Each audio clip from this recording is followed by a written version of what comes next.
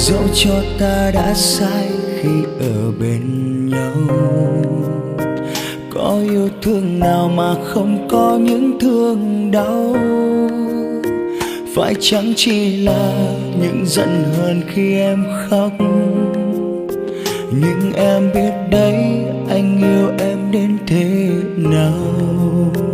Biết em đã xa rời vòng tay anh, bước đi kiếm tìm một người sẽ tốt hơn anh. Bên em từng ngày cho em thật nhiều hạnh phúc. Em đâu có biết phía sau anh mãi đợi. Em đừng đi xa quá, xin em đừng đi em mà. Một lần này nữa thôi để anh được ôm lấy, được chăm sóc em, được bên em mỗi ngày. Để từng khoảnh khắc mãi có em ở đây.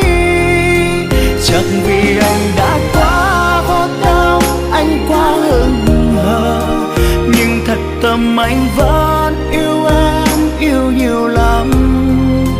Đừng đi nữa em, đừng xa anh người ơi. Hãy tin tình yêu anh, yêu mãi thôi như lúc ban đầu.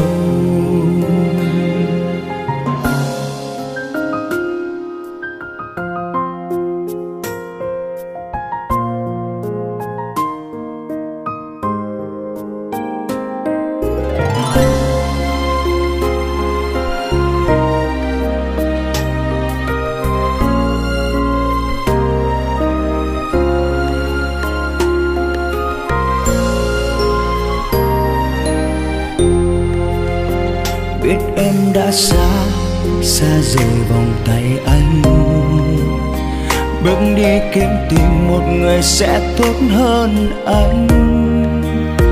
Bên em từng ngày cho em thật nhiều hạnh phúc. Em đâu có biết phía sau anh mãi đợi. Em đừng đi xa quá, xin em đừng đi em mà. Một lần này nữa thôi để anh được ôm lấy, được chăm sóc em, được bên em mỗi ngày. Để từng khoảnh khắc mãi có em ở đây. Chắc vì anh đã quá vô tâm, anh quá hững hờ, nhưng thật tâm anh vẫn yêu em, yêu nhiều lắm. Đừng đi nhé em, đừng xa anh người ơi. Hãy tin tình yêu anh, yêu mãi thôi như lúc ban đầu. Em đừng đi xa quá, xin em đừng đi em mà.